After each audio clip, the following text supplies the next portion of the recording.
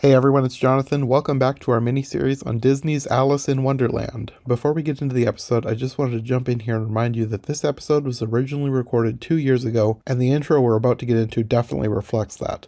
I mentioned this 2 episodes ago when I kicked off the series, but on the off chance that someone checks in for this one and missed the first one, I figured I'd do a quick reminder, which makes 3 separate intros for this episode. Hey everyone, it's Jonathan, and welcome to a very long-awaited episode in my ongoing quest to cover every version of Alice in Wonderland. Today we are talking about Tim Burton's 2010 attempt at adapting the story. Before we begin, I want to give a shout out to the amazing Simone Fole. If you're watching the YouTube version, she's the artist behind our awesome Alice avatars. Today I'm joined by Katie and Jenna, aka Phantomwise, and when I knew they were going to be doing the live-action Disney versions with me, I had to have Simone come up with some avatars for us, and they turned out amazing. She even gave me the Hatter's actual makeup. Now this episode is kind of a milestone in a way, in that we are talking about the movie that is probably, quite literally, the reason that this show exists, because back when I started on YouTube, my friend Rachel Wagner suggested that I review this movie because I actually like it and she doesn't, and she wanted to know why. And I thought that was a great idea, and I also thought it would be fun to review the few other Alice adaptations I knew were out there. I thought it would make for a fun mini-series and give me a few weeks of content. Well, here I am, 5 years later, and what started as Wonderland Wednesday has expanded into the podcast Every Version Ever, and I still have a lot of versions of Alice left to cover. Oh, hey, Jonathan from 2 days after he recorded the previous intro here. I finished this episode, I got it completely uploaded and scheduled, ready to go, and not just uploaded here. This episode was supposed to go live simultaneously on iHeartMovies Every Version Ever and on both corresponding YouTube channels.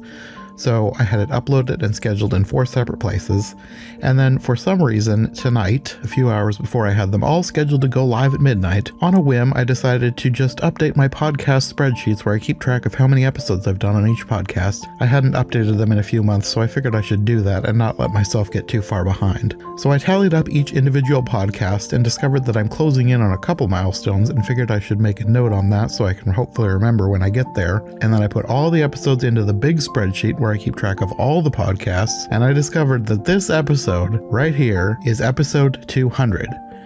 Not episode 200 of this specific podcast, but over the course of my now 3 podcasts, I have done 200 podcast episodes.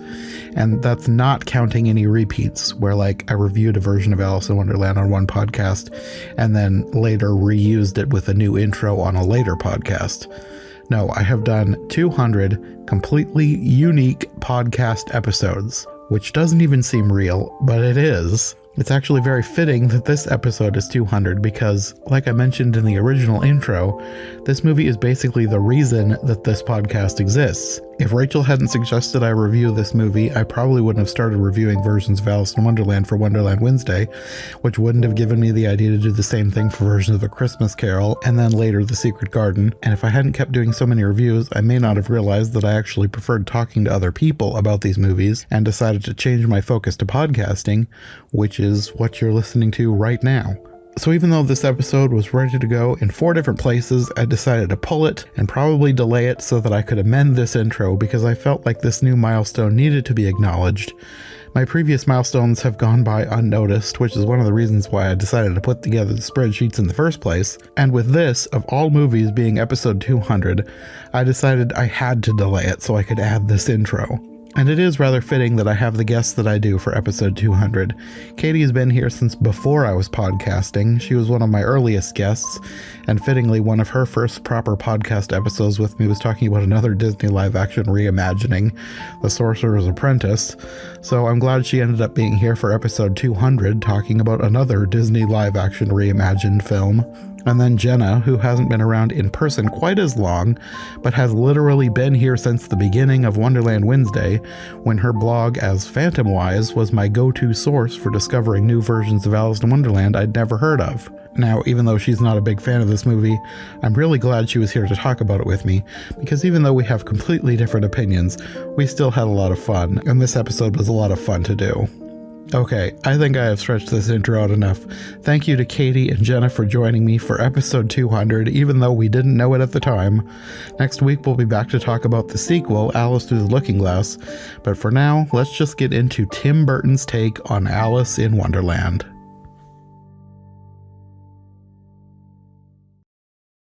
Well, I guess before we start talking about the movie, let's talk general feelings about the movie. Okay. I'll start. I like this movie, but it is not a good adaptation of Alice in Wonderland. That's pretty fair. And I like it more for the aesthetics than I do the story. Okay, that makes sense too. What about you, Katie? Yeah, I pretty much agree with you on that. I haven't seen this movie in a while, and I didn't remember how like dreary the backgrounds were because everyone remembers this as like the bright, colorful Alice in Wonderland, and then I was like, oh, it's a lot more grayscale than I remembered. It is. I had kind of forgotten that too. Really? Is that what people remember it by? I know Burton. I know this Alice for being very dark. I feel like the sequel is much lighter. The sequel is probably where most people are remembering that from, because I think the sequel is what I've watched most recently. Yeah. So I was thinking a little more, like, I was thinking it should be a little bit more colorful than it was. Mm-hmm. It was, like, I mean, it's a war-torn countryside, I guess, so that's the point of this one. But it's Wonderland. Well, it's Underland. Underland. So my own feelings is I don't like this movie. Not even as a movie, which but I'll try not to be too hard on it. I'll try to be fair. I don't know why, but for some reason I thought that you kind of liked this movie. Is there? Oh no. Okay. I guess I must I have like the either sequel been... a little better. Is that what you're thinking of? Maybe. It could be. Because, like, I always hear that the sequel is, like, terrible, so maybe the fact that you liked that is what stuck in my head. Or liked it better. Well, I think compared to a lot of other Alice adaptation people or Alice fans, Carolinians, oh my gosh, I can't talk. I probably am much more fair to it than other people are. So yeah, maybe that's also definitely. Why. Yeah. That's probably why I was thinking that you liked it, because I mean, the things that I've seen you post about it are more favorable than I've seen other people post about it. It's either in a lot of Alice fandom spaces, or at least when I used to be in them back on the Tumblr days, it was very much you love this movie or you hate it, and there's no in between.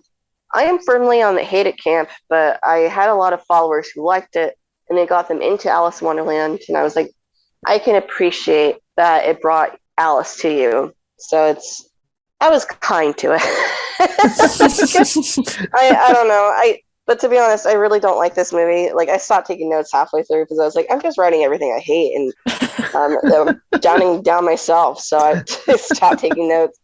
It's like, but genuinely though, I really actually do love when people do original things with Alice, because I feel like, yes, that's not the point of the book is to be a nonsense, road trip kind of journey thing. It's, there is no overarching story. And you could argue when people try to put an overarching story, they're missing the point, which is true, they are. But at the same time, I kind of like the creativity that affords. So I will like a lot of adaptations that I think, quote unquote adaptations, more like inspired by Alice, where they take like the motifs and the characters and do something new with them. So I will like that. But, I don't like every single thing, like every single version of that. And for me, that this hits the wrong spot of, I feel like Burton doesn't even like Alice. I don't know. Anyways. Yeah, I get what you're saying. And I agree. It's not like amazing or anything, but just watching it, I just really, like I said, I like the aesthetics. I really like the music, like the opening music. I love Danny Elfman's score and Alice music. You don't? Oh, I do. That's one of my favorite things about the movie is the score. Really, I think it's I have a friend who really loves Danny Elfman, but I feel like he's been phoning it in for years with the movie soundtracks, and they all just sound. Especially Burton movies, they all just have this like similar sound that it starts not They sounding do, but I unique. like that similar sound. And I was making the joke because I watched it with my friend in preparation for this, and I was making the joke, and then you have the singers that go Alice, and I was like, you know what? I bet someone was like, this doesn't sound very much different from the other works. It doesn't sound like specifically Alice. And he's like, well, I'm going to make the singer sing Alice, okay? And I can see that. Show you. I can see that. That's a fair criticism, but like I said, I like that, so I don't care. Yeah, a lot of the target audience, a lot of people do. They still do like the music, so I understand. Mm-hmm. I will say that there was a part during the musical score where I'm like, wait, that just sounds like that Charlie and the Chocolate Factory music. That's what I was thinking through the whole thing. I was like, this sounds like Charlie and the Chocolate Factory, but I'm okay with that. See, that's where I'm like, that's not a good thing. A really good movie score, I feel like, at least for me, when I hear like a piece of music from a movie and, like I'm just hearing the music, I'm like, oh yeah, I love that scene. Like it takes me into the movie. And I don't know, I just don't feel that for Alice, for Danny Elfman's Alice. Yeah, that's true. The music, none of it really identifies the scene that it's from. It's more just like the themes and the opening music mostly is what I really remember and really like. Yeah, I only remember the opening music because of the Alice, and I just think it's a silly thing for them to sing. I mean, if you really think about it, it is, but I still like it. All right, as long as they're aware it's silly, you're cool. But yeah, that was my first note. Actually, I don't like music. Well, my first note was that I did like the music. What about you, Katie? I don't remember the music, so there you go. I acknowledge not all films can have like a score, like a unique score that not all films can be like Back to the Future or James Bond. That when you hear a theme and you're like instantly, yes, I love this movie. Like it's very difficult to do that. At least I can differentiate it from the other Alice movies. I can do that. There you go. I found a positive. Yeah, it is a unique sound for an Alice movie. Not necessarily a Burton movie or a Danny Elfman score, but if you're just talking about Alice's, you definitely know which one you're listening to. Yeah, yes. There we go. Yeah. My next note is Dad is based off Lewis Carroll, but he's a businessman. I wondered. Yeah, it's Kingsley. I think the last name Kingsley might come from one of Charles Dodson's friends. Okay. What's his name? Charles Kingsley? Yeah. I think he wrote The Water Babies. Anyway, so he was friends with with somebody with that surname. So I know Linda Wolverton, the scriptwriter, did some research, but I'm not sure if that's where she got it from or not. Mm-hmm. It's kind of a strange thing to do, but I can get that she didn't want to name Alice Carroll or Alice Dodson. Dodson just doesn't sound very whimsical, to be honest. And then Carroll's like a little too on the nose, so I get that. But her dad's definitely like inspired by Charles Dodson or Lewis Carroll. And gonna be real, I hate the bonkers line, but I get what they were trying to do. I love that line. I hate it so much. It's so dumb sounding. Well, I guess part of the reason I don't like it is because people think it's actually a line from the book. That is something that kind of annoys me. And they also attribute it to the Mad Hatter, and it's not. It's her father and then her later on in the movie. But I've seen like memes on Facebook, like inspirational quote pages will post it and then attribute it to the Mad Hatter. And I'm like, did you even watch the movie? Yeah, it's also like, I guess it's because Alice, spoilers, though I guess you wouldn't be watching this if you haven't seen the movie already. Alice says it to the Mad Hatter later. But that's still pretty weird that they would attribute it to him. Mm-hmm. I wonder if part of that, there was also a trailer where they have Johnny Depp say something that wasn't in the movie at all. Oh, it could be. Sometimes they do change things for trailers. Yeah. Something about you need to be as mad as a hatter to survive in this world. It's like this whole little monologue. Oh, I do remember that. Yeah, but it's not in the movie. So I wonder if it's like a weird combination of things where they're remembering this trailer, and they're like, oh, you said something about being mad, so it must have been him. I don't know. I don't know if that's what's going on here. Something like that, yeah. Yeah. But anyway, I don't like the line just because, personally, for me, I know Lewis Carroll's writing style, I guess. So for me, I'm like, that's not from the book at all, and I could tell you right away. Like, the first time I heard it though in the theater, I was like, well, that's cute. It's okay. And then it just started grinding on me as the years went on. I'm like, bonkers, please stop. But I appreciate that the scriptwriter is kind of doing a tribute to Lewis Carroll here, even if I don't agree with how he would have worded that. And I can appreciate that. I can say that. Mm-hmm. It felt like it needed like a second writing pass. Oh, thank you. That was the first draft. You know, like I see what you're going for, but like let's do a few more ideas and takes on making it sound a little bit better. Yeah. Well, it sounds like someone just pulled out a thesaurus. So it was like, what's other words for crazy? And I don't know, there's just something about the word particular bonkers that just doesn't sit right with me. For some reason, I'm like, that feels like it doesn't belong. But I don't know about the history of bonkers, if that would have been something they would have said. So I'm like, I don't know. I just feel like bonkers feels a little anachronistic to me. But it probably is. There's a lot of things that you could probably say are anachronistic in the movie. I mean, it's very common in movies, I think. I don't know, but part of me is just like, Lewis Carroll wouldn't have written. He never used bonkers ever. Yeah, no, anything. I don't think so either. Like, I like the line, but I don't think it would fit in the book at all. I like the sentiment. Yes. Though at the same time, it wouldn't have fit in the book because he wasn't like, you're mad, that's a good thing. Yeah, no. The cat trying to tell Alice she's mad is more like, isn't this ridiculous? Because you're not mad, you know? Like, it's not meant to be you're mad and that's a good thing. So I guess that's it. I'm just like, ugh. I do think it could have been written a little bit better. And what's my next note? I wrote, little Alice looks very sickly. She did, kind of. She looked like a ghost. She looked like she was going to die of, like, tuberculosis or something. Some old-timey disease. Yeah, it's just like, I need to be put in the asylum, Papa. I'm having this dream over and over. The other thing, I don't know, another thing about the scene that does kind of grind my gears is she sounds like this dream is haunting her. Yeah, that is one thing that kind of annoyed me, was that the way that Wonderland is described, well, I mean, it kind of is nightmarish in a way, but it's not a pleasant thing. Yeah, or at least like the repetition of it isn't pleasant. Mm-hmm. And then it seemed like later when she's an adult, it's implied that she's still having this dream, right, in the carriage? Yeah. But yet when she gets to Underland, she doesn't remember a single thing.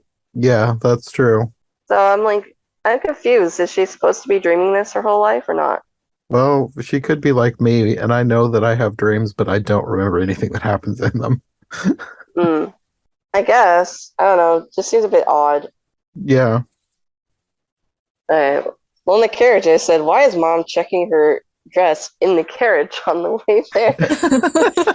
That's probably a good point. She should have thought about that before. This was my problem. I was writing nitpicks of little things that annoyed me. But yeah, I was like, logically, if you know your daughter goes without stockings, wouldn't you check before getting in the carriage? I did like her line that she's against stockings. I don't know why that cracked me up. What's wrong with stockings? I thought, wait, isn't she against corsets or something? Probably, but she said specifically that she was against stockings. Well, yeah, I don't see what's wrong with stockings. They're just socks. Maybe she gets hot legs. Maybe, I guess. But maybe she has a skin sensitivity. Could be. I could be like that sometimes. I also found it hilarious that her mom couldn't tell she was wearing a corset until like leaning over and feeling her. And it's like, if only all of us had the corset shape without wearing a corset. And do you guys like her first costume? Yeah. It's pretty. It's not like amazing, but I think it's It's one of those things where I think it's kind of anachronistic. I don't think that they Oh, actually it would have is, dressed yeah. like that, but I liked the aesthetic, like with most of the things in the movie. It's a very pretty shade of blue. Like you said, it is anachronistic.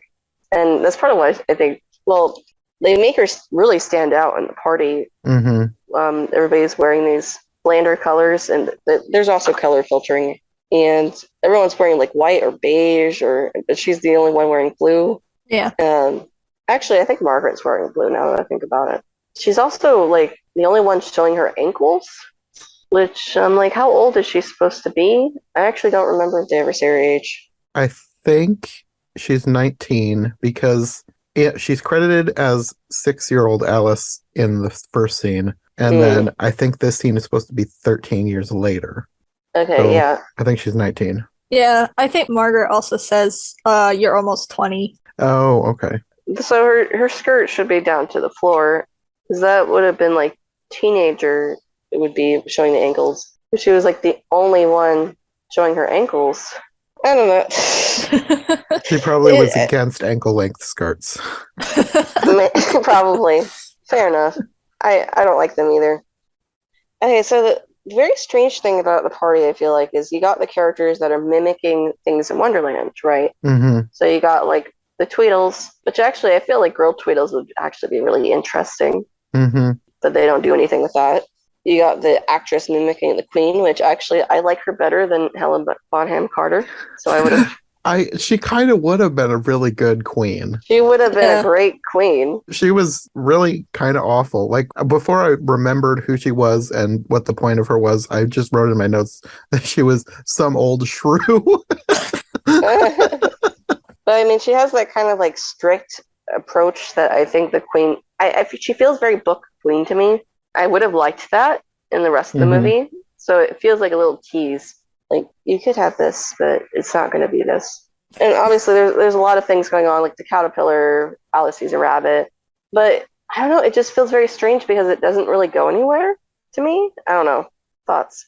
I think it's like most of the movie where it's more just nods towards the book rather than actually being the book itself. It's just more, I don't know, more of a nod than the others, because the others are like actually supposed to be the characters from the books, even though they're not really the characters from the books. It's like kind of like, what's the point? I don't know. Kind of, yeah. I think it was just supposed to be clever. Also, what was the point of the crazy lady? I didn't get her thing. I don't know what her point was other than to be somebody who you don't want to end up like her. Yeah, because when I was rewatching it, I was like, oh, I thought I remembered her like sitting down with the crazy aunt and being like, oh yeah, we're the crazy weirdos together. But then it was at the end, I was like, oh, never mind. I guess I made that all up in my head. Yeah, I was kind of like, I'm confused because this movie seems to imply that you don't want to be like her. But at the same time, is that not what Alice is going to end up doing? Not, going against what society expects of her and believing in fantasy. So I don't know, I was very confused. And at the end, she's like, you should get these delusions checked. So I was like, what makes her different from you? I don't think Alice is going to end up like her. However, the fact that she talked like you should get the delusions checked out was like, that kind of goes against the whole thing about like all the best people are actually mad. Yeah, I just don't get the point of this character at all. I didn't either. If there was a point, I don't think the movie communicated it. So I was curious whether you guys saw anything in it. No, I have no idea what they were going for with the character. Yeah, I have no idea. Yeah, I feel like I haven't seen anybody say that they get it. So I don't know. It kind of just felt like it was thrown in there for laughs or something. But at the same time, it didn't seem very funny. Yeah. It's like, being mad is the best thing ever, unless you're that lady. In which case, it's sad, and you don't want to be like her. I guess maybe the difference is, like, Alice does actually end up doing something. Yeah. For her father's business, where she's not doing anything. She's literally waiting. Yeah. For something that's never going to happen. So maybe that's it. Maybe Alice should have, instead of said, get your delusions checked out, she should have been like, there is no prince. You need to go, take the initiative or something. Get a job. Well, find purpose, or she could have said that more inspirationally. Yes. Find something to fill your life with purpose. It says, check your delusions, because your delusions are delusions. Mine are real. Yeah. It's okay, because I'm going to be a businesswoman. Anything else about the party scene? I thought it was amusing the way that after she's hauled away by Hamish's mother and talking about how she needs to make sure she fixes him the right foods because he could get a blockage. That whole thing. Hamish was like hilariously stupid. like I did not really like the character, but I liked things around his character. Honestly, I don't know why, but he kind of reminded me, like, if everyone's supposed to be like another character from Wonderland, he kind of felt like the rabbit to me. I could see that, yeah. He feels kind of rabbity. Like, we need to do this a certain way. We're expected to do it this way. Literally, we're getting painted while I propose to you, and it's not. Mm-hmm. But I don't think that was on purpose. I don't know, just my own interpretation, I guess. Yeah, I don't know. Like I said, I don't think he's a very good character, but I don't think that was the point. I don't think he was supposed to be a good character. I think he was just supposed to be an annoying suitor. Yeah. It's like somebody who you obviously don't want to marry, but apparently you have to because he's a lord and you couldn't do better than a lord. I thought you were going to say because he's a redhead. No. I mean, I do like red hair. It's weird. He had red hair and no one else did. You're like, where'd that come from? That is kind of weird. I'm like, is the indication here supposed to be like he's ugly or something? Because he has red hair? Tim Burton. Well, now that you say that, his mother did say to Alice that her biggest fear was having ugly grandchildren. So maybe she thinks that her son is hideous and she's afraid that her grandkids are going to be as ugly as her son. Oh, no. Well, that's sad because I think the actor looks pretty good. I'd be into him if he wasn't that character. But I don't think that he himself was unattractive. I think it was the way he was acting. Yeah. Like the way he held himself, the faces that he made. Yeah. That's what made him unattractive. Yeah. And then blowing his nose into a handkerchief and opening it to look at it. Hey, that could be, maybe that's very good health-wise. He's got a medical condition or something. I just thought that scene was hilarious when her sister says, "Who then? You won't do better than a lord," and then look off to him blowing his nose. Lords are just like us. They blow their nose and look at the snot too. Anyway, are you ready to move on from the party or anything else? Well, one other thing, because it comes up again at the end. She finds her sister's husband making out with somebody, which I thought was weird. And yeah, it's weird because it doesn't really do anything with that. Exactly. Like I assumed, like, cause it's been a long time since I've seen the movie. I forgot how that all played out. I assumed that by the end she was going to be telling her sister what she saw, but at the end she just basically blackmails him and says, "You take care of my sister. I'm watching you." I'm watching you, and then leaves on a boat. That's true. I didn't even think of that. Yeah, she's not even there to watch him. She's like, "I got all the caterpillars on my side. Watch out. They're gonna report back to me." No, yeah, I didn't like that because, like, I would have told her immediately, like, you need to check on your husband. He's cheating on you. Get rid of him. I feel like historically it would have been a very difficult situation because you didn't want to divorce. But at the same time, it's like, why even bring it into the movie then? If you're not going to do anything with it. That's why I said it was a weird scene. Yeah. I don't know what it was supposed to add to the plot at all. Maybe her brother-in-law was supposed to be like the human world equivalent of the knave. I think so. Because the knave was kind of that way as well. Yeah. But if that's the case, then she really should have told her sister with how that played out. Yeah. Yeah. Yeah, I'm glad you brought that up because I forgot to note that. But yeah, the whole, at the garden party, he proposes she doesn't know what to say and just runs away, chases the white rabbit, ends up going down the hole. I love this rabbit hole. This is the part of the movie I really like. I thought you were gonna say you hated the rabbit hole. Oh no, I love it. I mean, I guess in a way it's not like that accurate to the book because the That's why book's I like figured she's you wouldn't falling like it. slowly. No, actually, I'm like, yeah, give me the fast rabbit hole. She's falling. I like the props in there. I like the piano.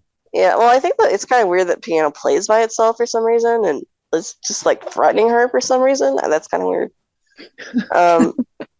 But I like how she bounces off the bed. I really like this rabbit hole a lot. I really like at the end when she hits the ceiling and she's upside down, and then she falls off the ceiling when she notices that she's upside down. Yeah, that's really nice. I also like just she falls onto the ceiling, but then the rabbit hole's not there anymore. It's very well done. Mm-hmm. It's very clever. I like it. This is the part of the movie where I was like, oh, my hopes are up. Going on to the hall of doors. I love the hall of doors too. I like how cramped it feels. I will say I hate the color palette. It's very dirty. You start to see the color palette for the whole film here, kind of like this dirty, dark murkiness. Yeah. I don't like that, but I like the set, and I like the effects. Like, I like that when she shrinks, she gets out of her clothes. Mm-hmm. I will say it's kind of weird. Don't get me wrong. It is weird, especially that she just kind of rips a bit off her dress, supposedly, I guess. Was it supposed to be like a slip? No, she wouldn't have worn a slip like that under her dress. Okay, so it was just like the lining of the dress? I think the idea is that she ripped off some of the fabric in the dress while she was shrinking. I don't know. And then for some reason, she puts her gloves on her feet. Oh, is that what she did? Yeah, that's what it looks like. It looks like she's wearing her gloves. You're probably right. I didn't really even think about what she had on her feet. Yeah, it's... but then when she grows big, she's shrinking the fabric to like a mini dress. Well, I figured the reason I was thinking it was a slip was because it seemed like it was some kind of, I don't even know if they had elastic, but it seemed like some kind of an elastic undergarment. Oh, that wouldn't have been a thing at the time. Yeah, probably not. But that's what I assumed that it was, because it was really baggy when she was small, and then it was really tight when she was huge, but it didn't rip. So yeah. I assumed it was some sort of elastic thing, but you're right. It probably wouldn't have been a thing. Well, actually, sorry, there was elastic, but it was not used like that yet. It was kind of like a thing in development, I guess. Okay. I don't know. It's hard to describe. Like, I know there was elastic in like boots. I don't know if the whole slip would have been made of elastic yet, though. I don't know. Maybe we'll have someone in the comments telling me I'm wrong. I associate that more with like turn of the century, like 20s. But then again, she doesn't believe in corsets, so maybe she's like, I'm gonna revolutionize elastic shapewear. It could have been. I don't like corsets. Yeah. But anyway, I think we're supposed to suspend our disbelief and not think about the clothes thing. Probably. Which, fair enough. I would be able to do that if I liked the whole movie, but I don't, so I end up nitpicking it. I can acknowledge one of my flaws, okay? I would be a hypocrite about this. If I like this movie, I'd be like, it's fine, suspend your disbelief, don't worry about it. Yeah, that does help a lot. Yeah. I kind of get that they were kind of trying to be clever with the costumes, so I can appreciate... This is a change where I'm like, okay, I can appreciate what you're trying to do, even if it doesn't really make sense. But then when I first watched this movie in the movie theater, I started losing hope when you hear, for some reason, I guess they're like, this scene is boring. Let's add in some mysterious whispering from the Wonderland characters about, roasting Alice for not getting it, that she should remember. And it's like, why? Why do we need that? It adds nothing. It only takes away from the scene, I feel like. I'd much rather just focus on her failing than listening to others talk about her fail. Yeah. Yeah, that's probably true. I didn't think it added much. I just figured it was supposed to be plot development so that that this was purposeful that she was brought here. It's not even purposeful plot development because they go over it later. Yeah. So it doesn't add anything. Besides just being mysterious, I guess. Like, oh, she's here for some alternative reason, I suppose. But also they're watching her and they can't just tell her what to do. That is true. Yeah, like see, you add this stuff in the story, and then it doesn't make sense. They're probably just like testing her. I Yeah, don't but know. it's stupid. It's just like I don't know. It doesn't make any sense. It reminds me of when you're like doing a puzzle or something, and then the person who's already done it, but they're watching over you, and they're like backseat puzzle driving, and they're just like, "How are you not figuring this out yet? It's so simple." And you're like, "Please just let me do the puzzle." It's just is this it? Like she's in an escape room, and they didn't want to ruin it Yeah. for her. They're like, she's got to figure it out herself. She's gonna be mad if we tell her the solution. Yeah. So it's like I really like these two scenes, and then it's all ruined for me. Because I'm like, imagine a whole Alice movie like this, like a whole adaptation. Yeah. It feels good, feels nice. I would like an Alice with Burton aesthetic. That would be cool. Yeah. That is the one big thing that I think could have been way better is have this aesthetic, but do a more straight adaptation with it instead of another chosen hero warrior story. Mhm. Yeah, and I don't know. I'm kind of like spitballing here. I always felt like Burton doesn't really care about the story of Alice, which fair enough, I guess. So part of me is like, what if he just was like, I really want a story in this, make one up. On the other hand, Alice has historically done very badly as a movie theatrically Mm-hmm. when done straight. So like at the time this movie was made, the last theatrical Alice was 1972, and it didn't do well. Before then, it was Disney. 1951, and The Bunyan Alice, 1949. It was released in America in 1951. Neither of them did well.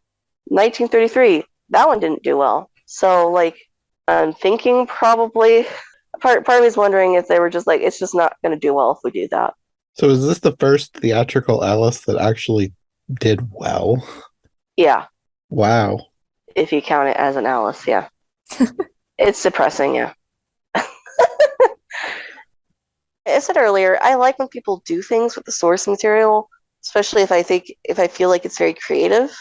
Mm-hmm. But I also like to feel like when they're doing something with the source material, I like to feel like they like the source material. Yeah. You know, like I like to feel like they're also like, yes, I'm a fan too. Mm-hmm.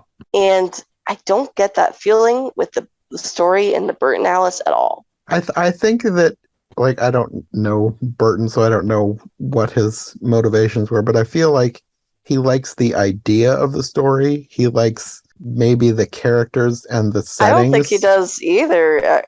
Any of it. He felt kind of forced to do it. I think Disney told him, everybody wants an Alice from you. We want you to make an Alice. I suppose I that think could that's have what been a thing. Well, the other thing is, one thing to keep in mind is he didn't really have much to do with the development besides from directing.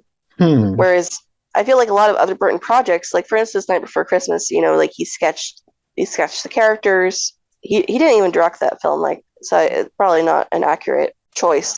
Yeah, but everyone always credits him with that one, but it was Henry Selick. Yeah, he didn't direct it, but you know, like he was very involved in the aesthetic, and he designed the look they went for, yada yada. Mm-hmm. He didn't do that with Alice. He didn't personally like draw any. It was a team of concept artists, like a house design team, kind of. I guess that makes sense. So maybe it's more like the people who were doing the designing liked the basic concepts of Alice and then put a Burton spin on them. Yeah, it feels very manufactured Burton to me. Oh, it doesn't feel like he's definitely. It doesn't feel like he's into it's definitely a manufactured thing. Like, even though I like a lot of things in this movie, it's definitely a manufactured. Like, we got to make this and make some money. It's not like this is a passion project of anybody. This is just they wanted to make something weird, and I liked that about it. He said some things in like interviews where it was very clear he didn't really care for the book. I don't remember the exact quotes, but you know, something like the original book doesn't have a story, whereas I feel like a lot of other people would be like, well, duh. Yeah. And I feel like the things that are kind of inspired from the book come from Linda Hooverton, who was the scriptwriter. And I admit, she did a lot of research, and I could tell she read the book a lot.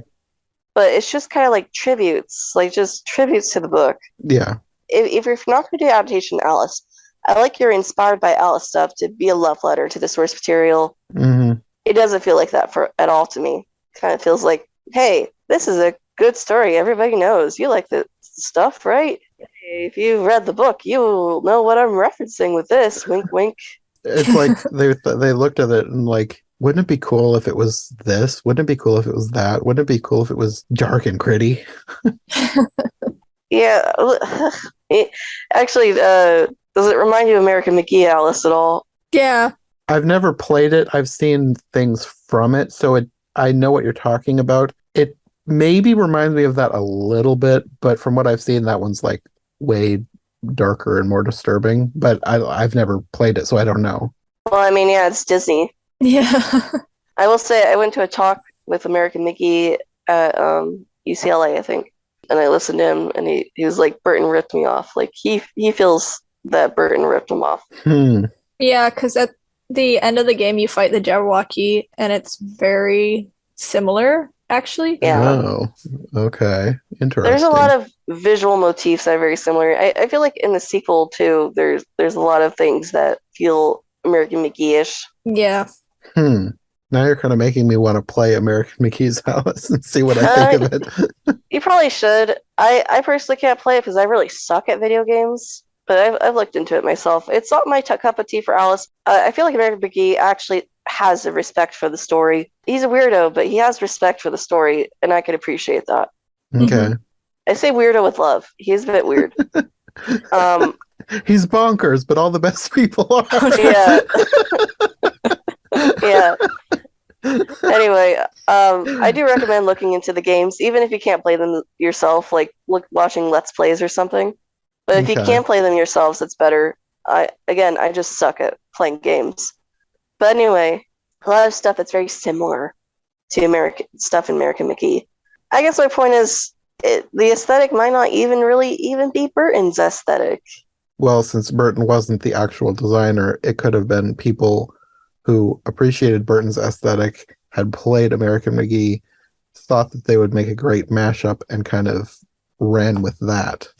Yeah, it feels like kind of putting lots of things into a blender. Yeah. Anyway, I guess my point is, I feel like Burton had been phoning it in at this point, and he wasn't really present. Well, if somebody else was doing the designs, then yeah. I mean, he directed, and obviously he was part of casting because he got his people in. Yeah. Yeah. But I don't know. It feels, at least for me, I don't know. He doesn't feel engaged. Yeah, I could see that. Okay, so that's my ramble. Thank you for coming to my lecture. I know nothing about Burton. I'm a very passionate Alice fan who wanted more. Yeah. Well, I know you're not alone because from what I can tell online, this one is almost universally hated by Alice fans. Yeah, pretty much. That said, it did bring a lot of people in. Yeah. All right, moving on, unless you guys have anything else to say or add. We can move on with the story. Okay. I wrote, I hate the Wonderland reveal. It looks ugly. Wonderland looks so ugly to me in this. I hate it. I like this first scene of Wonderland. It goes downhill after this. I feel like it's already down the hill. I wrote that it looks like it was like beautiful decay. And I liked that about it in this scene. After this scene, it just gets grayer and grayer and grayer. I hate the Tweedles. I hate the flowers. I hate the Dormouse. Dodo's okay. But these are my notes. Dodo wasn't in there very much. Yeah, but I was like, what's the point of the Dodo? Why is he here? He talks and then he squawks? He's there to be a dodo because there's a dodo in the book. That's just kind of what I mean. There's like tributes to things, yes, but there's no real rhyme or reason or actual care. It's like, I don't know if would it be, I guess I preferred being there over not being there. I don't know. But I don't feel like I'm really missing anything if he wasn't there. No, really the only ones who do anything are the rabbit and the mouse and the Tweedles somewhat. Yeah. Also, the flowers are ugly. Can I just say that? I just hate this Wonderland. I'm sorry, y'all. No, I get it, because like I said, I mean, I did like this first scene, just the weird decay, but also flowers. But after that, it does go downhill. There's a lot of gray in this movie. Yeah, I feel like that was the popular film palette at the time. It's like Yeah. this Yeah. dark, gritty, and it doesn't even make sense for Alice, but they still did it, and I don't get it. Yeah, because like when I first started watching, I was like, oh, the real world is like gray and dreary. And I was like, all right, now time for the bright Wonderland. And then it wasn't bright. It was kind of just brown Yeah, now. that's what's hilarious. The party is bland, and you're like, oh, this is the point, right? Like Mhm. it's supposed to look bland, and then you go to Wonderland, it's like it's still bland. What do you want from me? It's like am I supposed to think this looks better? Yeah, because like if you see the poster, it's like, oh, it's bright and colorful. The And then it was like, poster is oh, probably why everyone remembers this as a colorful version. The poster is a Yeah. little bit of false advertising because I mean there is color in some scenes, but like if you're most of the scenes that take place outside, it's just like a desolate landscape almost. Well, mhm. it's interesting because my friend who I watched this was saying, wasn't there like promotional material where the tea party, like the Mad Tea Party table, looked nicer and cheerier? And I was like, yeah, I think I know what you're talking about, but that's not in the movie. It doesn't look that way. It'll be interesting to see how I feel between this movie and the next one because thinking back, like I haven't seen either of these in a long time. Looking back, I remember thinking that this was the better film, but I was also thinking of it in terms of being closer to the book. And even though the next one is like way out of left field, totally different than the book, I kind of have a feeling thinking back, I think I'm probably going to like the second one better. Well, we'll see. Um, Personally, part of the reason why I prefer the second one is because if you asked me if I would do a time travel story with Alice or a war story with Alice, I'd be like, why would you want to do a war story with Alice? Yeah, yeah, Yeah. What's the appeal? I don't get it. So I'm like, I feel like time travel is more vibing with the Alice it is. aesthetic. Yeah. So I don't know. I'm just I don't understand the war plot. Why? Like they're just like war is cool. I don't. I think it's another thing of the time because I think there was a lot of those kind of stories coming out around like the turn of the 2010s. I feel like if they wanted to do war, they should have more into that, like had a fight scene and like maybe someone rips the hearts off of one of the heart cards. Like kind of make it more whimsical, less just all right, swords. Kind of ridiculousness. Yeah, like kind of more of the whimsical Alice in Wonderland-ness. I agree. Yeah, Yeah. And Alice is just like, this is a war. Like that would be more in line with a war in Wonderland, I feel like. Yeah. yeah. See, I said kind of clever that her hair looks like the back of Beamish Boy's head. Oh, it kind of does. I never really. Well, they do say that the poem, the Jabberwocky, is about her. So maybe Yeah. that's why. Maybe that was on purpose. Oh yeah, that was on purpose. This is a clever allusion to like the Jabberwocky illustration. I will give them a brownie point. But also I hate A it. single brownie point. Yeah. One single brownie point. I understand what you did here. I will admit it's clever, but also I don't like it. I didn't really care for the whole oraculum thing. Like, I didn't like that there was this prophecy. I hate the oraculum. It's the stupidest thing. It's like, oh, we got these prophecies. The queen doesn't want her Jabberwocky to be killed, but she follows the prophecy anyway. Why? I don't think they even needed this oraculum thing. They could have had the whole They story didn't. work the same without it. And I think it would have worked better without it. The only reason why they put it in was because they wanted Alice to be the chosen one for some reason. But does she really need to be the chosen one? Can't she have just ran away from the proposal and ended up in Wonderland again? Does she really need to be the chosen one? Yeah. And I think it kind of goes against the whole, what the message that they were trying to put was like, make your own destiny, because she had that line about making her own path. But like, she still follows the entire prophecy. Yeah, she literally followed the path. They're like, you need to do this. She's like, no, I don't need to. That's not me. Well, actually, it is you. Okay, I'll do it. Yeah. What's the character development here? Help me out. I don't get it. What's the message? She should have handed the sword to the Mad Hatter. He's like, you have curly hair. Go for it. Good point, Katie. I like that. Like, it's really you, Hatter. I'll hold on to your hat for you. Yeah. I feel like there's any number of people who are in Wonderland could have been the chosen one if they'd wanted to be. But nobody wanted to face the Jabberwocky. They just wanted to find some outsider to go and send her in instead. Yeah, but then like they were like, all right, who's gonna slay the Jabberwocky? And everyone stood up and they're like, I'll do it. And then they look at the picture and they're like, oh wait, no, Alice has to do it. Oh no, we can't do it. This piece of paper says we can't. But we've already established, we do establish later that the Cheshire Cat can look like anybody. So he could have just turned into an Alice shape and gone after None her. of this makes any sense. That's the problem with this movie is like it wants to put a story into Alice in Wonderland, but I feel like it takes it very seriously, and I feel like with the war story, it doesn't work with these characters that don't have logic, right?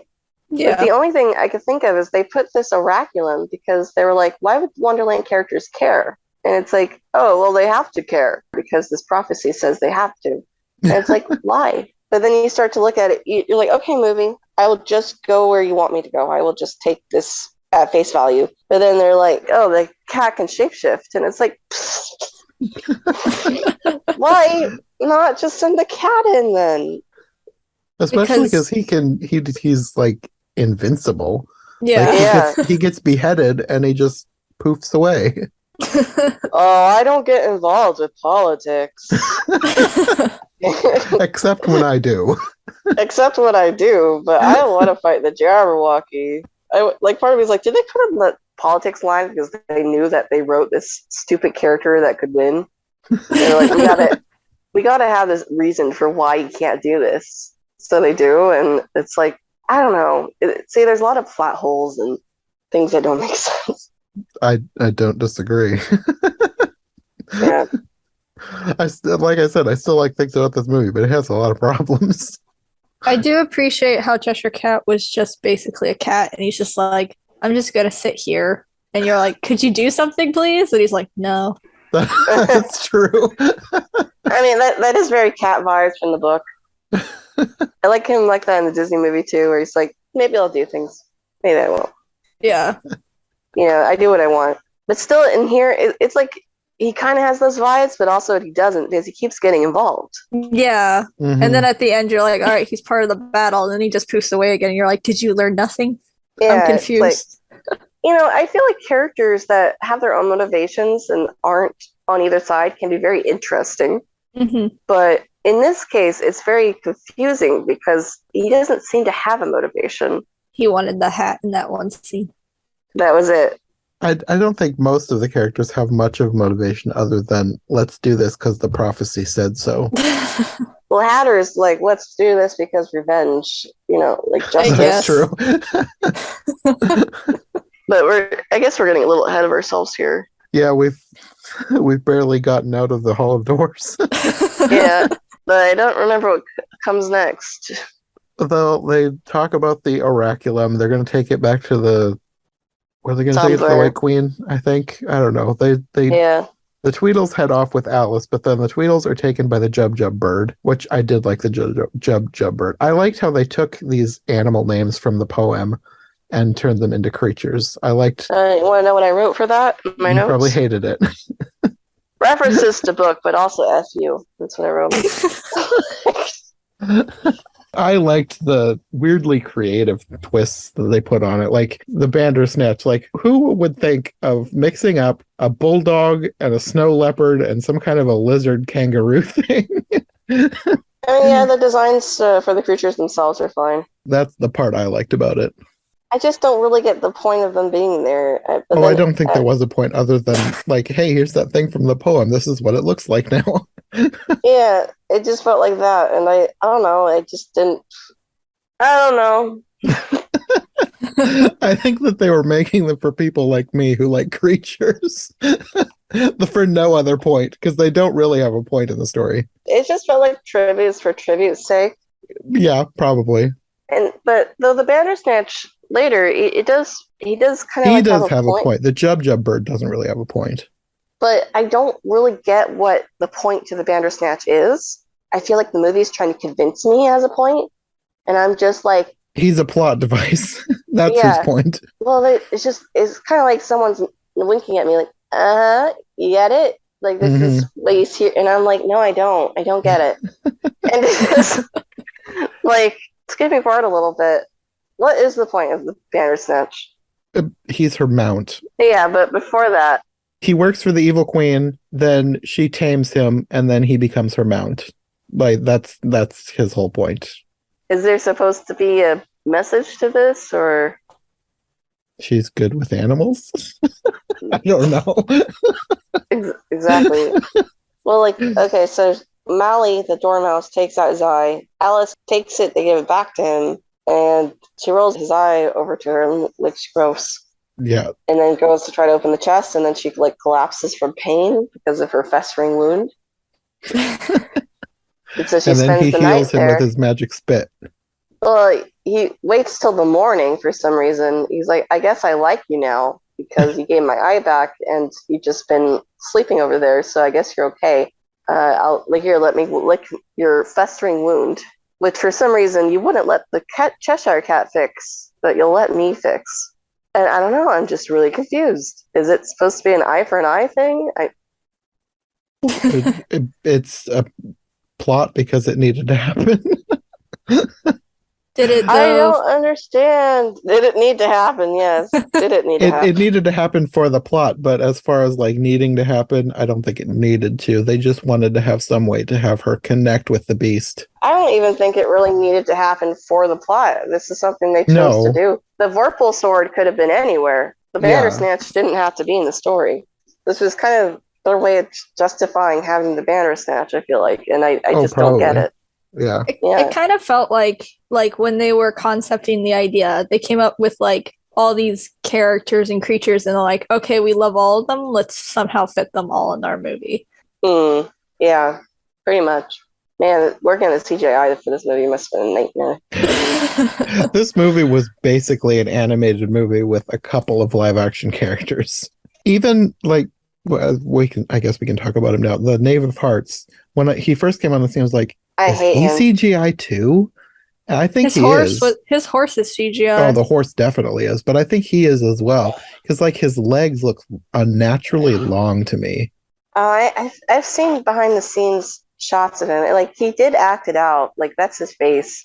Well, I mean, like with the Queen of Hearts, I'm pretty sure like she's live action, but then they enhanced her head, so maybe they did something similar with him, because they did something similar, quite real.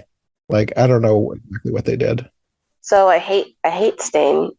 I wish he didn't exist. I didn't even remember his name was Stain until I looked up the IMDb page.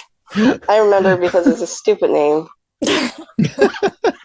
I wonder why they named him Stain. Like, what is that? Why did they name them anything? Because he's evil. He's a Stain.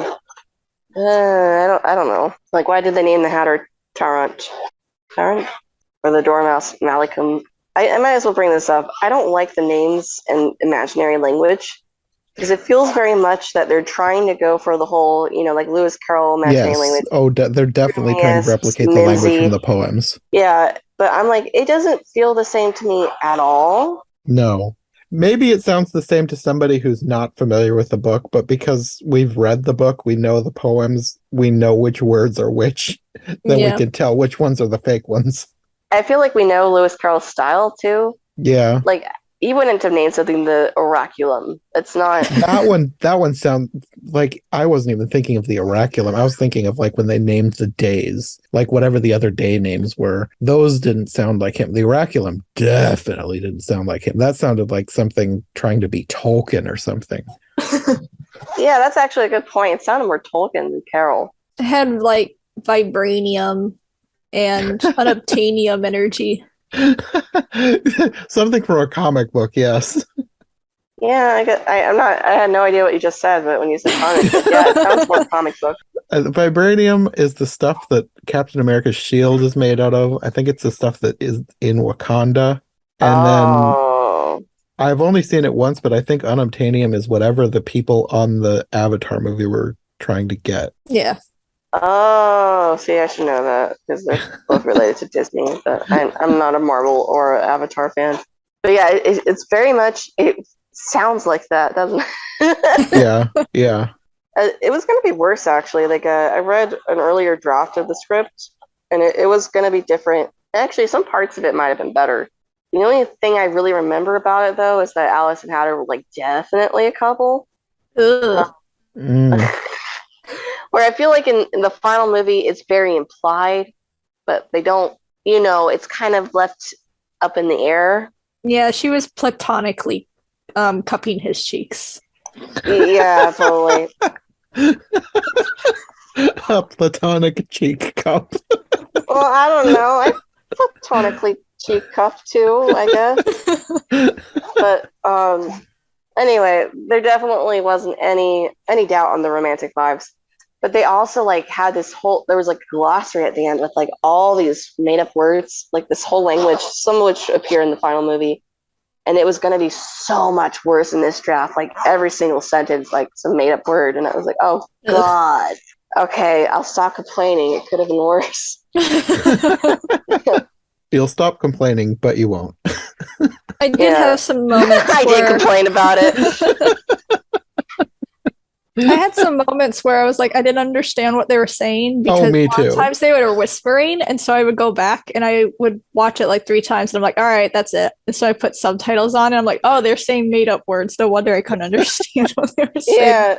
That's part of the reason why I didn't remember that the Knave of Hearts' name was Stain, because I didn't realize that's what she was saying.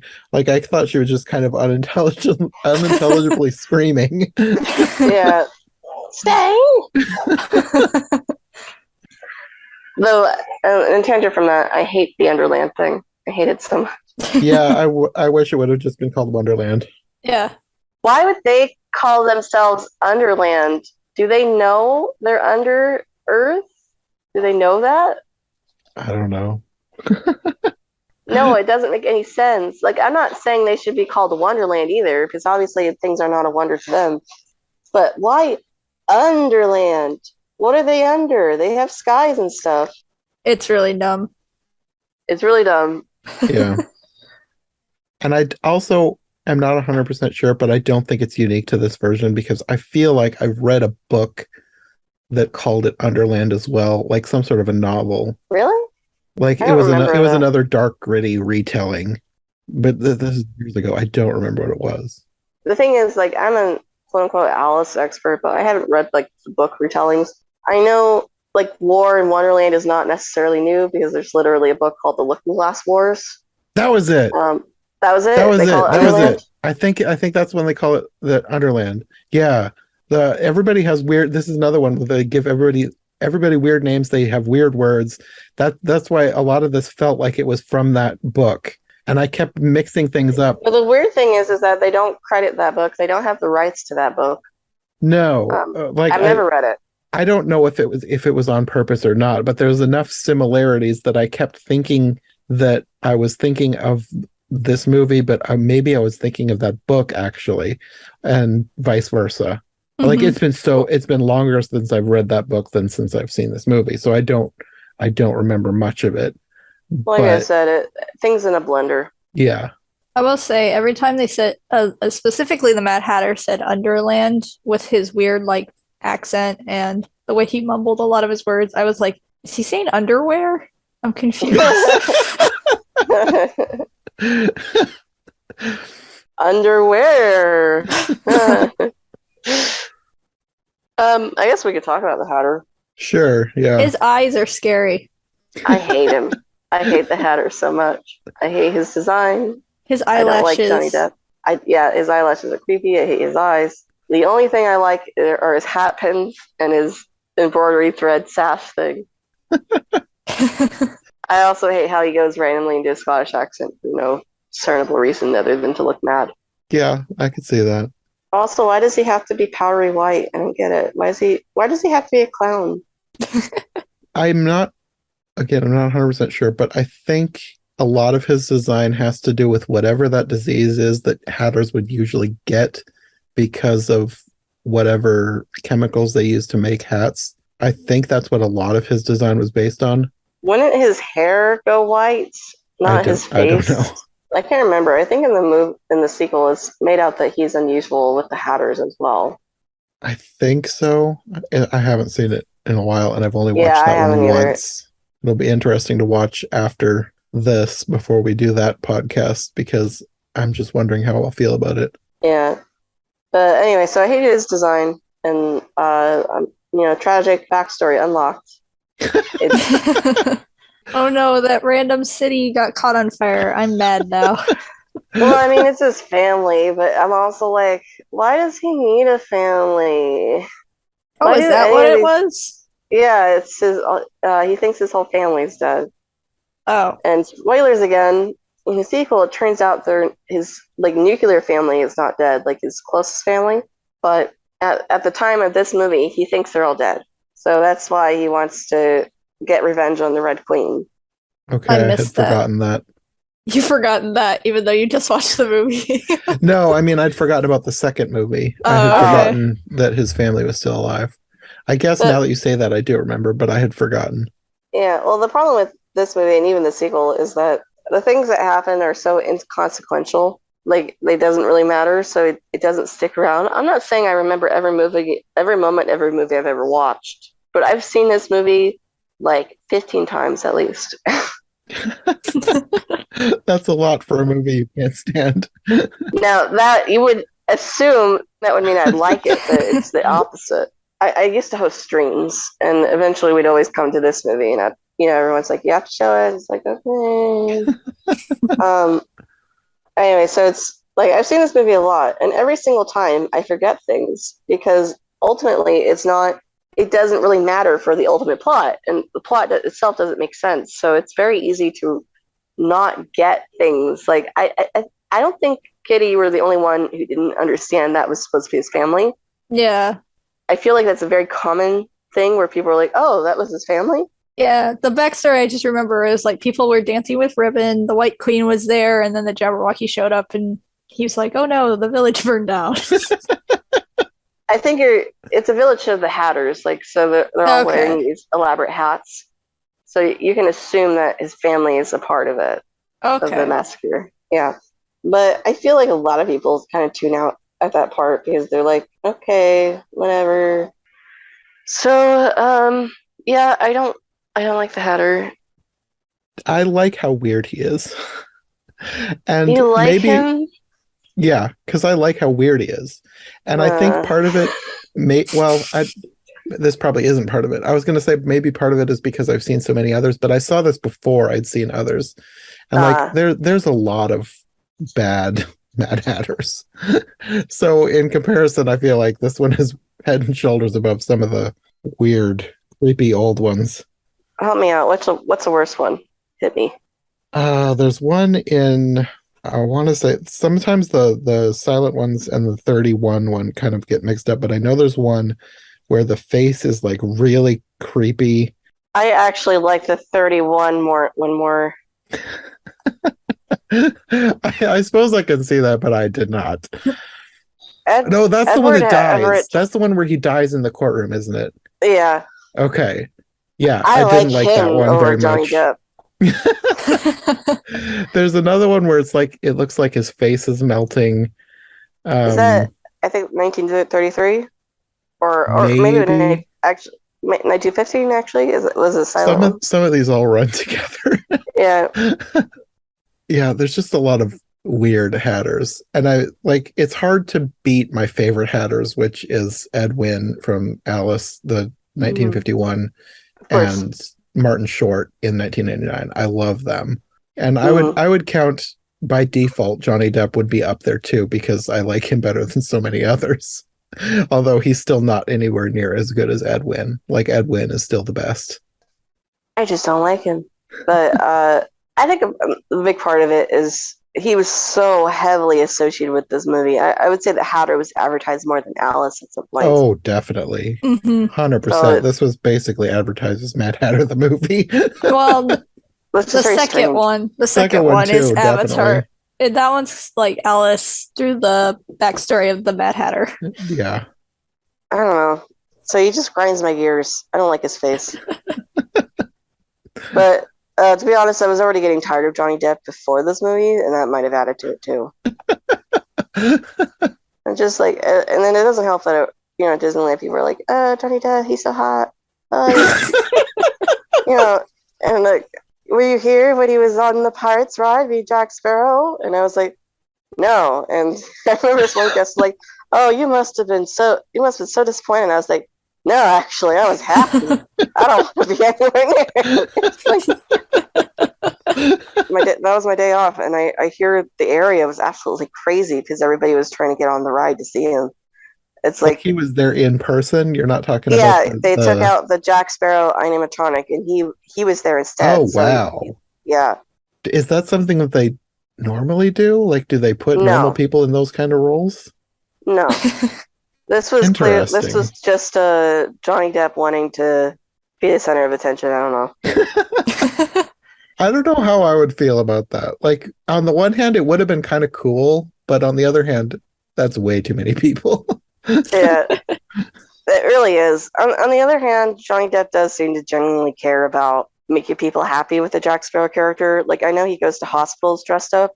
Yeah, he does the children's hospitals. Yeah. Yeah, so I know. I wonder if he does that as Mad Hatter.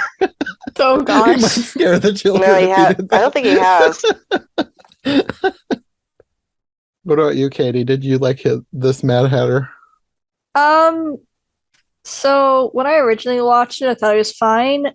This time around, I felt like he was not entirely important. But he felt more like almost like self-inserted, or like a girl on Tumblr was like, "Oh yeah, I like the Mad Hatter and Alice." And you have a really good point. Oh my! I can't believe it. That is so true. Katie's right. Katie's right. You're 100% right, and you should speak the truth. It's like Mad Hatter fan fiction. Yeah. It's like, I don't know, because it is like, what's so great about the Mad Hatter? What does he bring to the story? He doesn't actually bring anything to the story. Yeah. But Alice is like, I want to save him. All the best people are bonkers, and you're bonkers, Hatter. But, except for Aunt Imogen, she's crazy. Yeah. Well, she's not a Tumblr hot boy, so yeah, he is pretty much a Tumblr sexy boy. Yeah. So it's, that might be part of my problem with him. I don't really get why he's there. Yeah, or it's why like he's such an integral part of the plot. It kind of felt like the plot, what was there, was moving. It's like, oh wait, we forgot. We got to cut back to the Mad Hatter. We have this much screen time. We need him on. It's kind of like dragging him by the wrist. Like we need to keep him involved somehow. Oh no, he had to get kidnapped. Alice has to save him.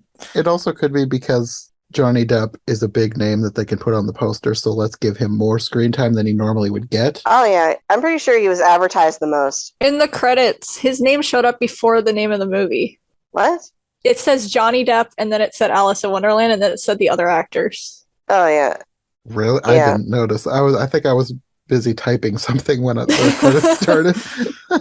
Well, that's funny. Maybe they should have just made it about Mad Hatter. At least that'd be different. Well, they fixed that with the sequel. Yeah. Yeah. Well, in a weird way, I feel like the sequel is still about Alice because the plot is about, at least in the sequel, he's actually integral to the plot. Whereas in the movie, he literally brings nothing by being there. You lose nothing by taking him out, but it insists on dragging him in. And I'm like, if you want him in so much, you could actually do a romance with Alice instead of just kind of like implying that maybe there's something there. I don't know if there's meant to be a romance and there's just no chemistry between them. I might as well take this moment to say I like Mia Wasowski. What's her name? I don't know how to say her last name. Mia. Yeah. Wassel. I don't know how to say it either. Wassilowski. Yeah. Wasowski, something like that. Something like that. That's probably completely wrong. Yeah. I like her as an actress because I've seen her in other things. But in this movie, she's just, and I don't think it's her fault. I think she was probably directed this way. She's just so disengaged because it's meant, it's just a dream. Mm-hmm. So I'm like, is there actually like full on supposed to be a romance between her and the Hatter? I didn't get that vibe. like at all. The chemistry is just not going through because she's so dead inside. I don't know. But at the same time, it's like she just meets the Hatter and she's like, I want to go save him, even though it's a dream and it doesn't really matter. I need to go to him. And it's like, why? Did you really connect with him that much? Maybe it's the same thing as what happened with the Bandersnatch. Like, he saved her, so she's got to save him and repay the favor. I guess. It's because it's a fan fiction. Yeah, I mean, the whole movie kind of is, so... If she's a self-insert. Actually,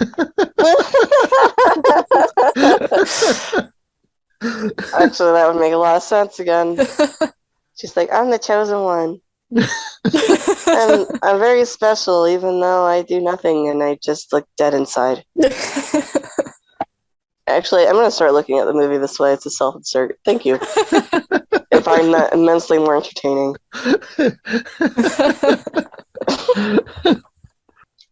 As long as we're talking about the Hatter, I really don't like what they did with the March Hare. He's literally like a sidekick character and he doesn't do anything. I liked moments. I didn't love his design, but I liked moments where he was like in the background kind of being crazy. Like when he was not in the focus.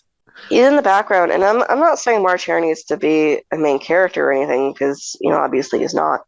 But I don't even feel like he and Mad Hatter are friends. They hardly ever even interacted. Yeah. There's no chemistry between them. They were in between the same them. area, but that was it. I will say, I think the sequel did a little bit better because there's like a tea party scene in the sequel, and it actually feels like, you know, like a party. Mm-hmm. Whereas I feel like in this movie, I feel like it's the Mad Hatter and his pets. You know, it is kind of like that. I think in some parts of my notes I wrote the Hatter and the animals. Yeah. They're just the animals that survived the dragon raising the land. Yeah, he's just like, I guess I gotta take care of them now. I don't necessarily like them. Also, how did the Hatter survive? I don't know. Yeah, like literally everything around him was burnt. And he's like, I must avenge my family. Maybe his hat is magic. It gave him a force field. Maybe. Well, he got his hat after the battle because he found it. It was like a damaged artifact. Oh, that's true. It was like off to the side, like he'd lost it somewhere. Yeah. Yeah, he didn't pick it up until after the flame had come. Yeah, I don't know. I have no other ideas. He's magic, whatever. You're not supposed to think about it. They didn't. I do like, looking at my notes again, I do like that Alice is small in a teapot. I love that idea. Mm-hmm. I wish it was in a better Alice. I just really love that idea.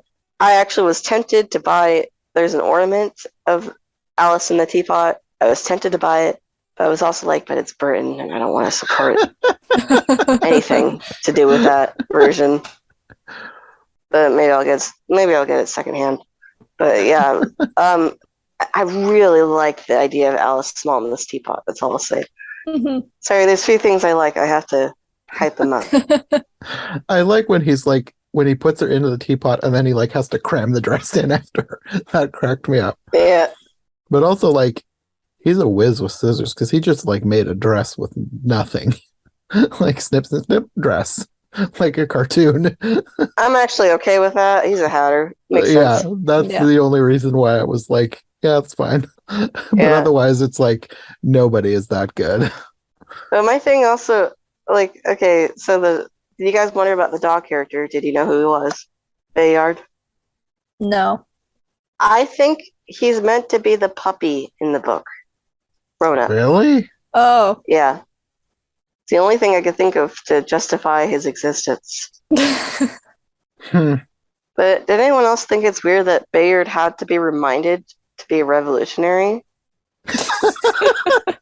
Yeah, because he's like, they tell him they're going to free his family, and he's like, yes, I'm going to go kill everybody. And then they say, whatever, down with the bloody big head. And then he's like, oh yeah, I'm on your side. Again. I'm going to pretend she's not here. But then he immediately leads them back to her. Yeah, it was like they weren't sure what they wanted to do with the character. Yeah, it was bizarre. But it's kind of like, if he's a revolutionary, wouldn't he, like... Wait, did he know he was trying to find Alice? He knew, right? Yeah, I think so. I think so. Because he went to the And teapot. why would he actually like lead them to Alice then? I don't know. Like I said, I don't think that they really knew what they wanted to do with the character. I think it's one of those This things where movie they needed feels like a something to fever happen. dream.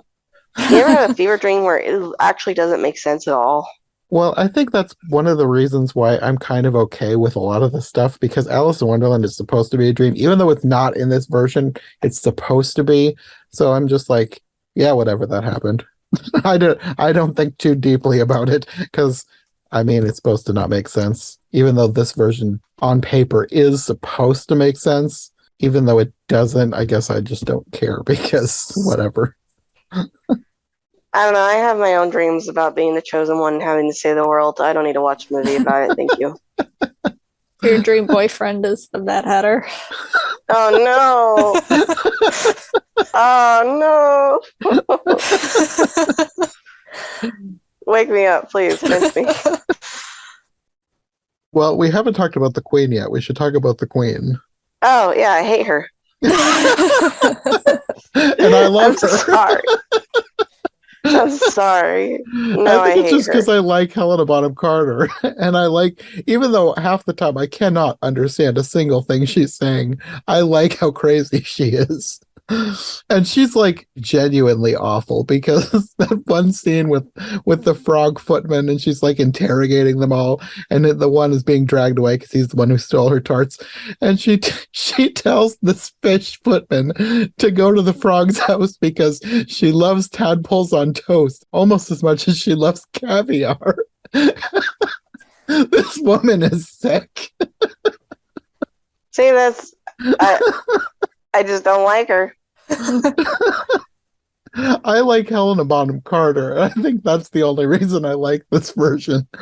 And that's another reason, because I'm also kind of sick of her.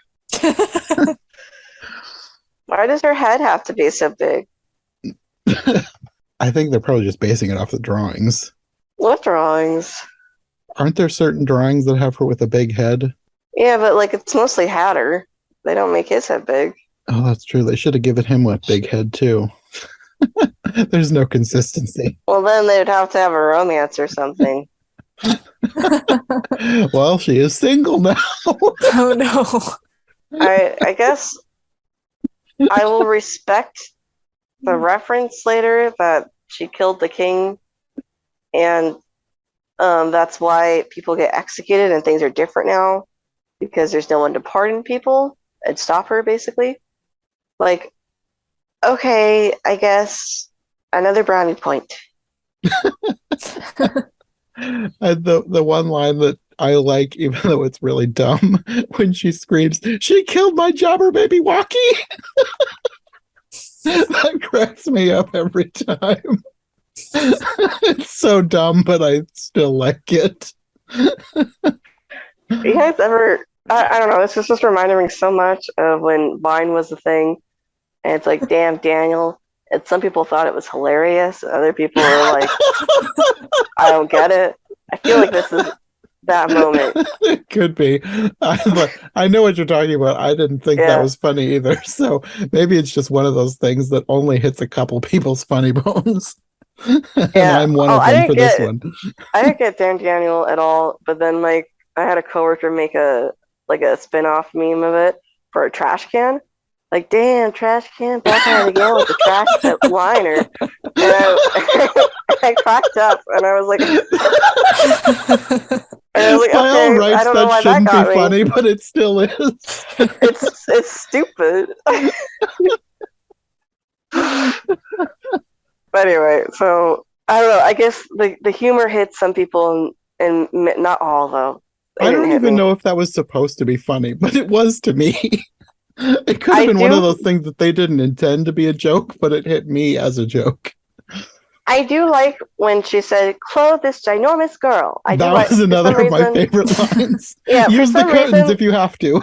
Yeah, for some reason that did tickle my funny bone. Actually, I like that whole. I like the umbrage exchange in general. Yes, actually, that was one of my favorite scenes. But if you ask me to analyze why I like that and not everything else, I wouldn't be able to tell you.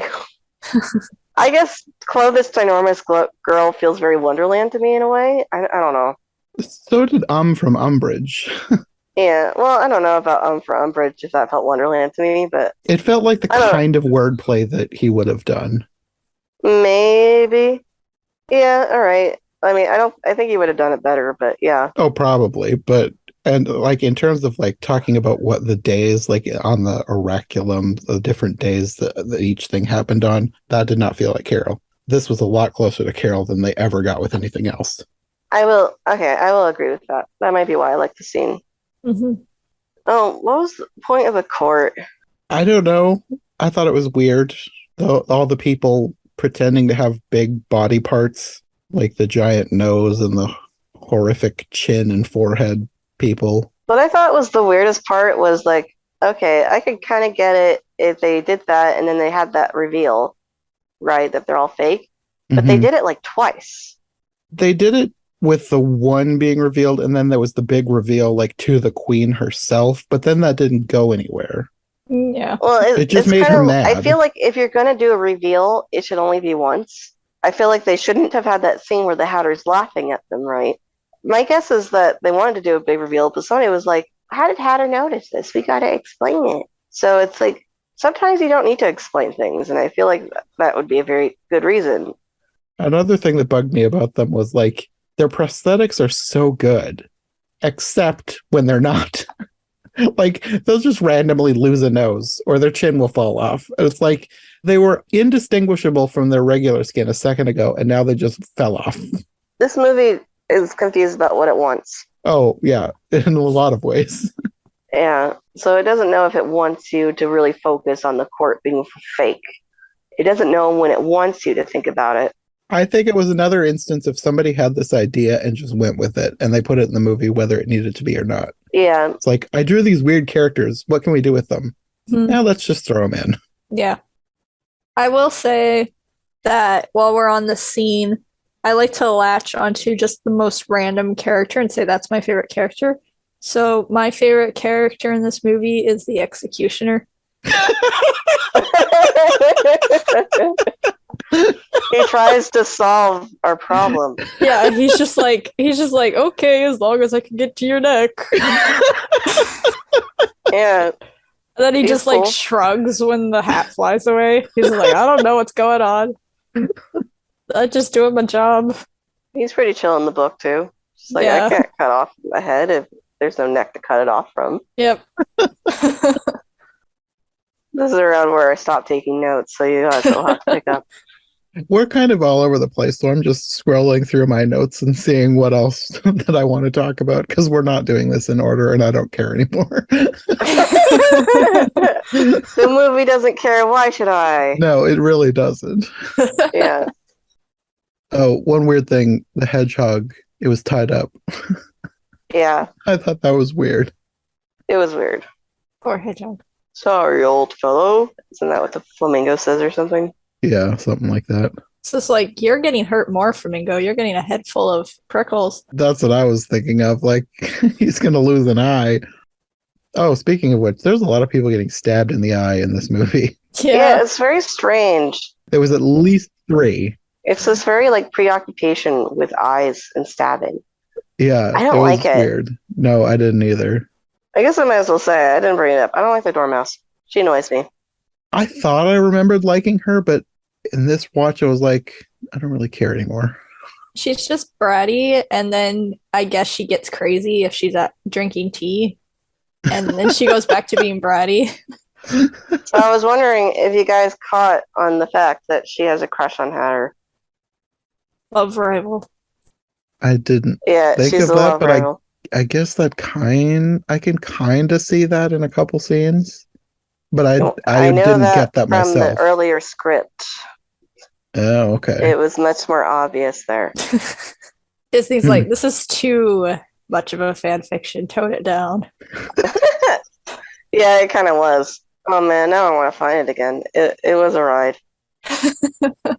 Oh, one thing that I liked was when the Hatter, in buttering up the Queen, he says that she has a regrettably large head and he wishes to hat it. And I love how that's taken as a good thing, even though he said regrettably large. Did you say regrettably large? I can't Yes. remember. It is pretty regrettably large. What did you guys think of the White Queen, Anne Hathaway? I hated her. I'm sorry. I don't know what to do. I thought I remembered liking her a lot more than I did this time, but I think it was because at the time that I watched it, I just really liked Anne Hathaway because, like, I still love Princess Diaries. That's a great movie. Well, Anne Hathaway is a good actress. Yeah. But she was very weird in this movie. It was like, I don't know, she was very breathy, and I mean, a lot of the characters were acting in ways that seemed unnatural, so I'm sure it was purposeful. But I didn't like her as much as I thought I remembered liking her. I can't believe I'm saying this, but I think I like Keira Knightley's Sugar Plum Fairy better. Wow. Oh no. Because I You could know what? like I might agree with you. because like I was laughing at the Keira Knightley one because I believe I said that she sounded like she was trying to do an English accent, a French accent, and a Harley Quinn impression. Yes. And like that was just weird, but like Anne Hathaway was just like a husk of a person. Yeah, she's very wispy. Like, there's not anything there. She like kind of annoyed me because she's like, I'm the good person. And she had that like, I'm the nice one. And I'm just like, okay, I know people like you. Yeah. I think one of the things that annoyed me the most was the fact that she's the queen and she's just waiting for someone else to come and clean up the mess. And she said that she couldn't get involved because it's against her vows. She's made a vow. I'm like, well, what vows? Like, you're saying that you can't hurt another person, but you can stand by and watch while somebody else hurts a ton of people. You can support, or you can support someone. You know, it's very strange. Like, I can't kill a living thing. I can't hurt a living thing. And it's like, okay, but you're supporting Alice to kill a Jabberwocky. Yeah. It seemed very hypocritical. And I think that's why she annoyed me so much in this rewatch. I can't hurt people, but I can order other people. I can guilt trip people too. I just don't want to get my hands dirty. You do it. That's why they're up in the air all the time. It's just this, it's just this reasoning for why because it has to be Alice, right? So she can't do it. Because she's in the oraculum. Yeah, they put this reason in, so why she can't do it. And really, it just makes her a horrible character. Yeah, that's what I was thinking. I was like, I think that the reason that they've given her these vows is just because they found a plot hole in the fact that she would do something if she could. But we have to have Alice do this, so let's just say she made some vows, so that's why she can't do it. But then that inadvertently turns her into an awful person. It was kind of weird that they made her kind of a witch character. Like, okay, she has magic. You're going to tell us she can't do anything? She feels like a very weak character to me. And, like, if anything, I'm thinking more like, why did she make these vows? Were her parents, like, bloodthirsty? So, Wonderland's scared of the royalty. So did she make this vow? Like, I'm not going to hurt you guys? Because that would be kind of interesting. But on the other hand, her parents were reasonable enough to not make the Red Queen the Queen of Wonderland. So that would indicate otherwise, right? Like I said, I think it's just they found a plot hole and they decided to patch it up with these vows and didn't think through the implications of what the vows now mean. Exactly. This is like the Wizard of Oz where they merged two witches. So Linda tells Dorothy to go to Wizard of Oz, and later she's like, oh yeah, you had the power all along. That's true. Yeah. Just things in the story that really don't make sense, and they just don't think through them. Mm-hmm. Mm-hmm. You know what? We haven't talked about Absalom. Oh, yeah. I forgot about Absalom. He's there. He's got a cool voice. The funniest thing about him is when you're on the Disney Plus version, when they give you the content warning, it says violence, some language or something like that, and then it says, and a smoking caterpillar. I didn't watch it on Disney Plus because I own this one, so I didn't see that warning. Yeah, I didn't either. It was just funny. Yeah, that is funny. I liked him as a caterpillar, like as a caterpillar character. I thought I liked his design. Like if he had been like from the book, I think he would be a great caterpillar. I would have liked to see Alan Rickman as a book caterpillar, like a real Yeah. caterpillar. Yeah, he would have been good. This one just annoyed me because of the way it was written. Like, stupid girl, you called it Underland. And it's like, you're a stupid caterpillar. Shut up, Snake. The thing, this is a me thing, but the thing that stood out to me that was annoying was I did like the touch of him knitting his cocoon, but he held the needles wrong. I didn't even know that. I actually know how to knit. So when I see somebody knitting, I always know if they're actually knitting, because in cartoons they hold the needles in a certain way that, like, the stereotypical old lady knitting something, that is completely wrong. That's not how you knit. The needles are to be upside down, and you're holding almost onto the tips as you're winding the thread around them. Yeah. So Yeah. I noticed right away, even though it's very cute that they have the caterpillar knitting his cocoon, I wanted a more accurate rendition of knitting.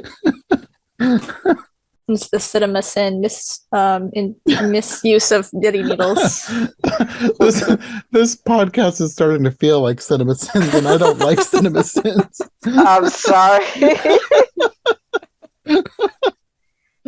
I feel like it's very hard not to go cinema sins at this. That is true. Even like I said, even though I do like a lot of this movie, it is very pick apartable. Okay, Jonathan, I need you to rain some positivity. My positives are things that you don't like. I love the music. I like the Hatter. I like the Queen. You hate all that stuff.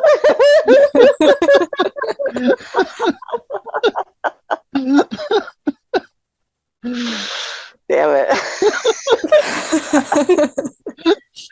I tried. I guess we could talk about the ending. Or is there anything else we want to talk about? Well, we can get to the battle. Oh, the battle. The problem I have with the battle. Okay, the only thing that matters is Alice with the Jabberwocky, right? Mm-hmm. So why is everyone else fighting? That's because the Mad Hatter poked the Yes. Jabberwocky, and then they're And like, now we all have to fight. interfering. So now there's a battle. Because fun. They had to do something, I guess. We can't just have hundreds of people staring at each other while just Alice fights the dragon. So Because we have to cut back to the Mad Hatter some way. Yeah. Well, that's the thing. I was kind of like, if you're going to do a battle in the background, I'd rather it not cut back and forth. I'd rather they just be in the background. Mhm. Yeah.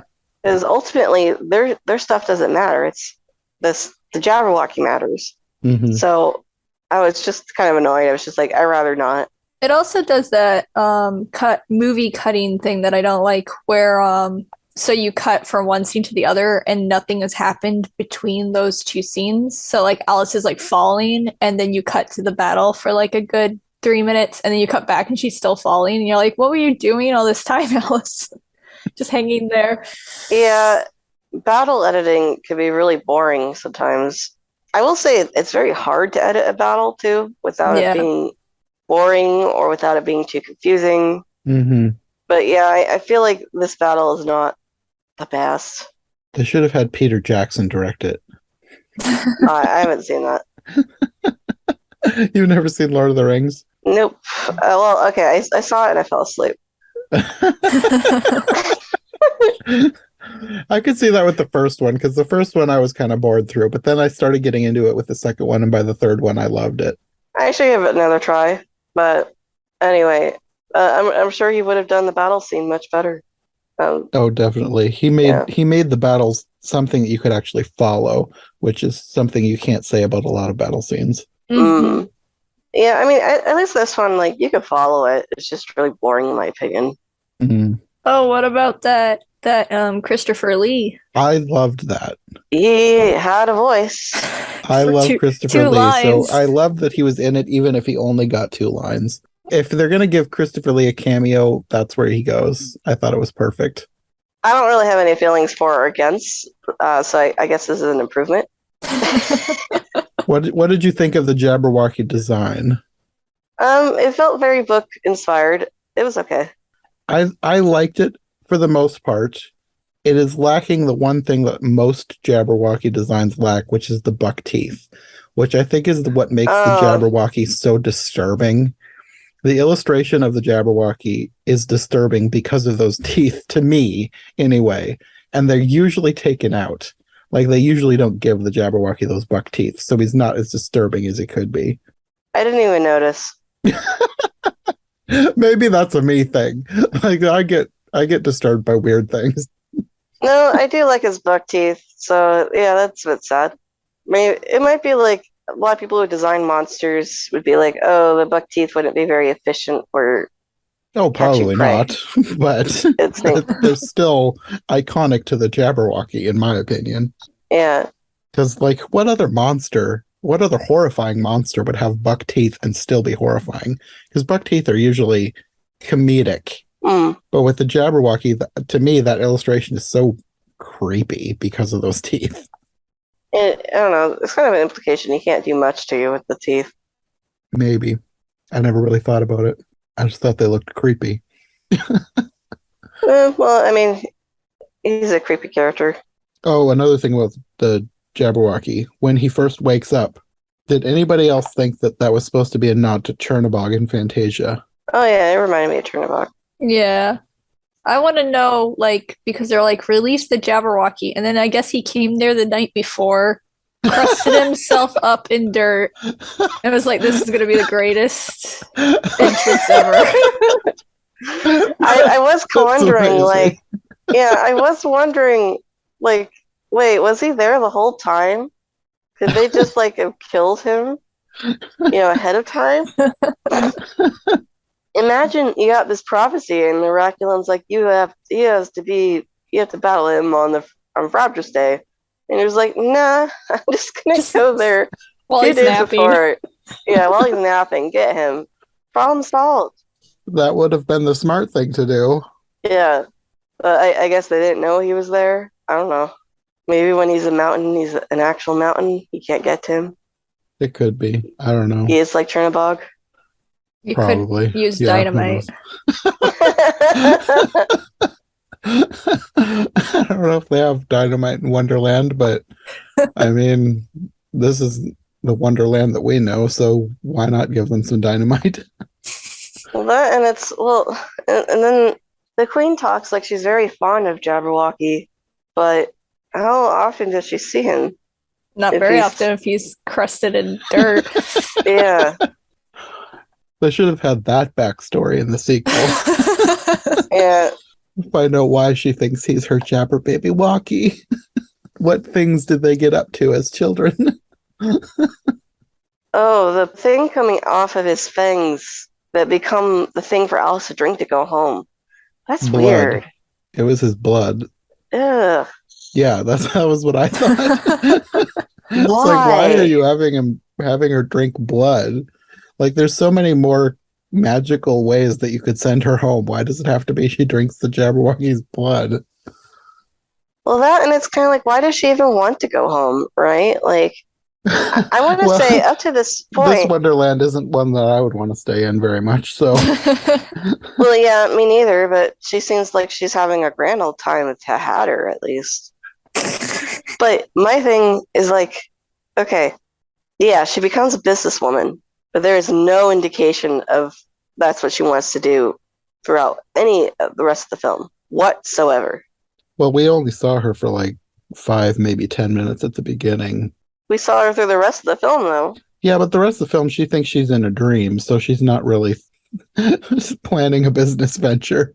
That doesn't mean we can't see her like use strategy, or even if she thinks she's in a dream, like she could do things. She's a part of things. Well, she traded the Bandersnatch's eye for the Vorpal sword and some lips. Aha, she wanted to trade. She strategized that. Wow. That was foreshadowing. Her love for trade was born.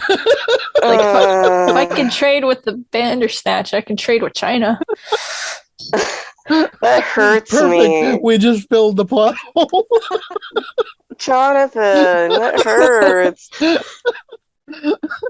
Anyway, my point is, I don't know why she wants to go back. Well, for most of this, it's like, why does anybody want to do anything in this movie? True, yeah. Oh no. Was that actually the point? Now I'm starting to wonder. I don't think so. I just made that up on the fly. I don't hope think that was not. actually the plot. The point. I hope not. It's like she's trades and understands the value of things. Also, at the end, after they beat like the Jabberwocky and the head rolls down the stairs for an agonizing long time. It rolls down every single stair, Yeah. down the spiral staircase, and never once falls off the side. There's no banisters on those stairs. It should have fallen over the side. Yeah, and then like they banish the queen and the knave, and the knave's like, I'd rather die, I guess. I was okay with her until now. Yeah. He was okay with her when he thought he could get something from her. Yeah. I was okay with her when I thought she was the winning queen for some reason. Yeah. And so then you like she's screaming, he tried to kill me, they're being dragged off, and then immediately you just smash cut and the Mad Hatter screams out whatever the name of that dance is. I forget the name. Whacking. Yeah, and then it just like the jazz music starts playing, and you're like, what a tonal shift. I hate the Phantomwise, and I never want to talk about it because it hurts me. It's a bit anticlimactic. The weird thing is, I thought I remembered loving that scene, and I watched it this time. I was like, what is happening? And it's like you hardly even see it. Like this dance was built up to be this awesome thing, and I thought I remembered it being this awesome scene, but it's like they keep cutting away from him, and then when you do see him, it's like his head is spinning around and his torso is spinning around, and it's like, this is biologically impossible. And then it's just the characters are like, yay, people died. We won. I don't get it. I don't either. I hate the Phantomwise. And then they decide that that's not enough. We didn't suffer enough. We gotta see Alice attempt it later. That was another thing that was baffling to me. It was like, why did she just suddenly start dancing like, she's like, oh, and one more thing. It was the dab before the dab. And she's like, all right, now that I've proven myself to be a suitable business partner, yeah, let's get talking. I obviously can't dance, so this is the only thing that. now that every time I watch this, I'm just gonna think she's dabbing on the haters. Pretty much. They're all like, ooh. Was she like showing off that she was against stockings? No, like I said, I have no idea what that was. That was the most baffling scene in the whole movie. Like, why did she suddenly start dancing? It doesn't make any sense. It makes her look unhinged. Because at least the Hatter, like, okay, whatever. He's in Wonderland. The Wonderlandians know what it is. Alice, like, when she does it, it's all, it's all English people. They don't know what the hell she's doing. And then she's like, yes, now down to business. I'd be like, if I was, what's his name? Lord something? Lord Ascot, I believe. Yeah, I'd Which be is like, a weird name. Yeah, I'd be like, I think something's wrong here and you need some help. I'd be like, are you having a mental breakdown? Like, you don't have to marry my son, but what's going on? Yeah, and she just had said, I hit my head. And you're like, oh. Yeah. Well. That's true. They should have been like, do we need to take her to the hospital? Yeah. She did say she hit her head. And then says all these things and does a crazy dance. And then let's get down to business. And it's like, no, you need to be checked by a doctor, please. The thing that really annoys me about the businesswoman thing at the end is I wish that it was alluded to more throughout the movie as part of her character development, like part of her journey. It does seem to come out of nowhere. Yeah. And I feel like it's a war story, so you're not going to see her exactly do business, but I feel like they could at least show her being resourceful or good leadership skills or something. Yeah, or like when she's talking to Mad Hatter about his hat, she's just like, "Oh, you could make a business." She could talk a bit about her dreams. Like, this is amazing. I have dreams too. My dad inspired me. Yada, yeah, that would have been the perfect opportunity for it. And there's just nothing. Yeah. And so it feels really out of the blue. And it's kind of like, it feels like it's just like you're supposed to be like, yay, strong female character. But I don't know. Maybe people will say like, oh, you probably have some integral misogynistic thing. I can't speak. Internalized misogyny. Yeah, internalized misogyny, where it's like you just don't like strong women characters in movies. And it's like, no, the whole point of this movie is that she's not Alice and then she becomes Alice for somehow, which we didn't even cover what that means. What does that mean? Muchness. Yeah, but what is she muchness? Got some muchness. It's a Wonderlandian trait. For her. It's like I don't understand what the muchness was supposed to be. She always looks dead inside, and like she believes it's a dream the whole time. It was quirky. And quirky. Like anyway, so I'm just like, if you're gonna make a story about a character's eternal journey, you can argue that maybe she's been depressed by grief from her father dying. She feels oppressed by her mother's wishes. You could argue that stuff, but I don't know. I need something in the middle. You can't just give me that beginning, nothing in between, and then give me the ending. I need the path, and I don't feel like I got it. It's so weird because now, obviously, when you're actually making the movie, I could just say, oh, just do this and it's fixed. But obviously that's not how it works. But like, I feel like if just like the whole point more of Alice being in Wonderland is she's running away from all the responsibilities and stuff. Because at the end, she's like, the Mad Hatter's like, you could always stay. And she's like, no, I have to do this. But that makes no sense in that movie. And if it's like, she's kind of like, oh, I've run away, Wonderland is better, even though it's at war. And maybe all the other characters are like, oh yeah, we're all going to just ignore the war going on. But then they all have to like come to the realization, you have to stand up for yourself or take initiative sometime. And then that's like, it kind of works. That would be interesting because that would, you're right. That is kind of a moral that works. Like you can't ignore your responsibilities, but that's not what happens. Yeah. Yeah. How is it that we're coming up with better ideas than what they did and they got all the money? because Hollywood. Because our names aren't Tim Burton. I do think if this movie had come out and Tim Burton was an unknown, I don't think anybody would have cared about it. Probably not. Probably just would have been like, well, that was a movie. It probably wouldn't have been made. Yeah, to be honest. No, it wouldn't. Actually, it wouldn't have been made because I feel like he was forced to do it.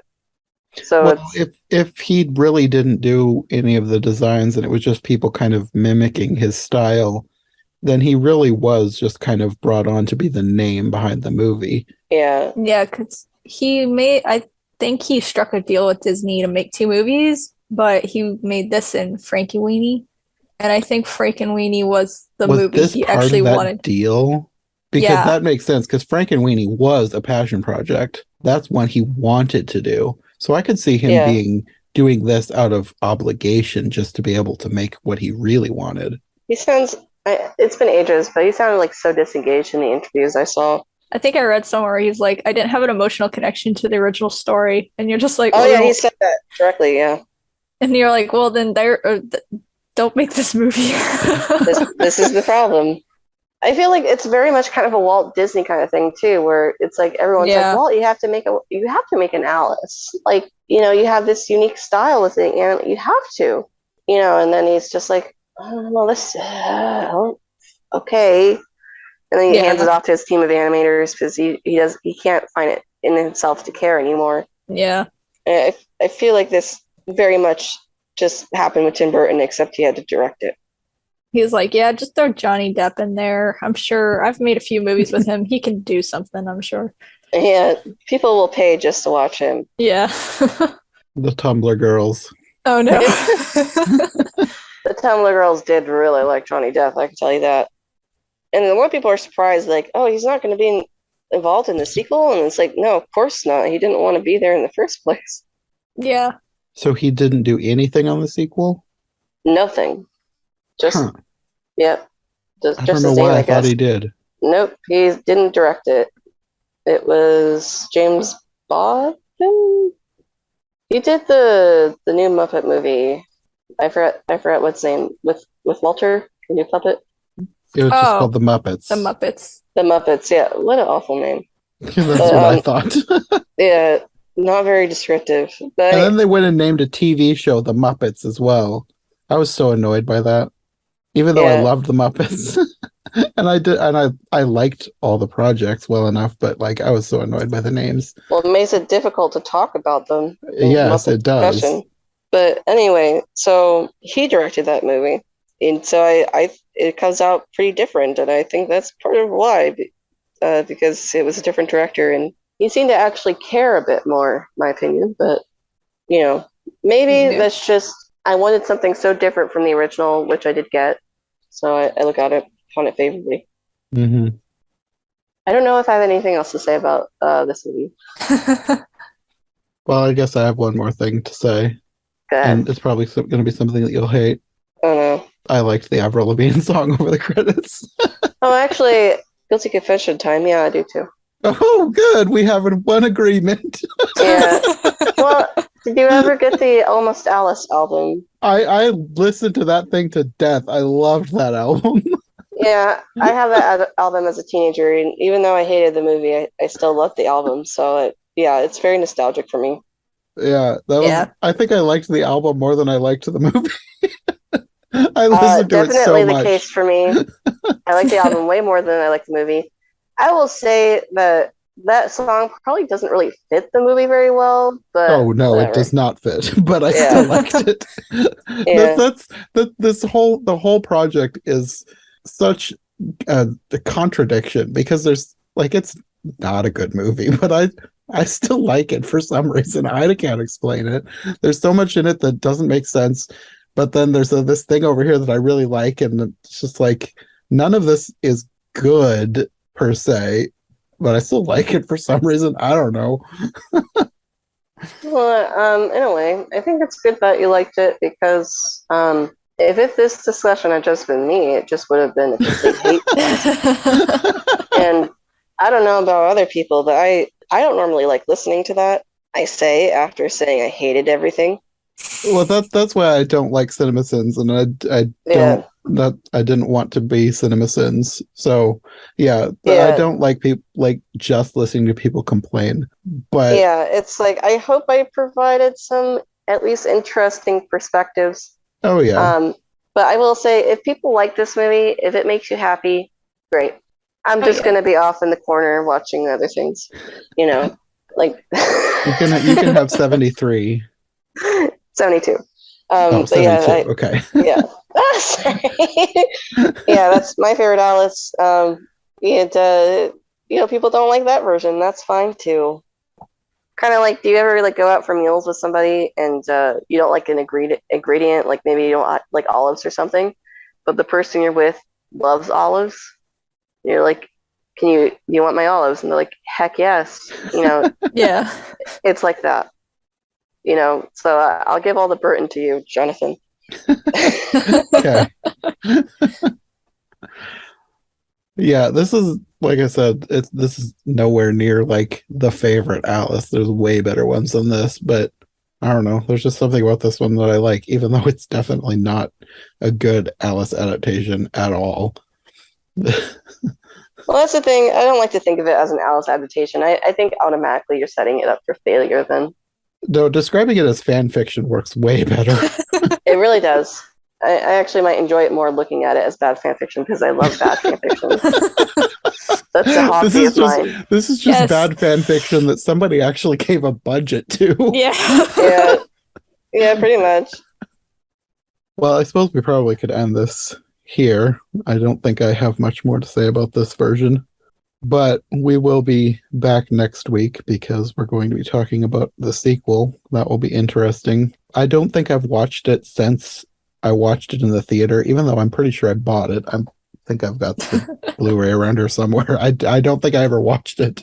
I think this will be the third or fourth time I'll have watched it, which is weird because I like it more.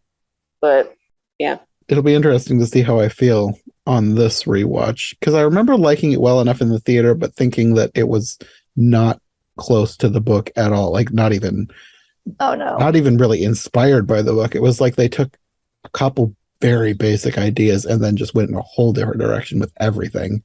So it'll be interesting to see how I feel this time. I mean, that's kind of what they do in the first one. That's true. Yeah. Well, anyways, until next time, do you guys want to let people know where they can find you, Jenna? Oh, I'm Phantomwise on YouTube. I'm also Love-Gift of a Fairy Tale on YouTube as well, where I'm uploading finally the rare 70s anime, all the episodes of it, if you want to check that out. And yeah, that's pretty much it. Okay. And Katie? And I'm Katie Draws Things on Instagram and Twitter, but that might be a little bit of a false advertisement as I forget to update my social media. Yay! Same. Yeah, the only thing that I update these days is YouTube and Instagram when I advertise a new episode. I should change it to Katie talks about that new animated trailer.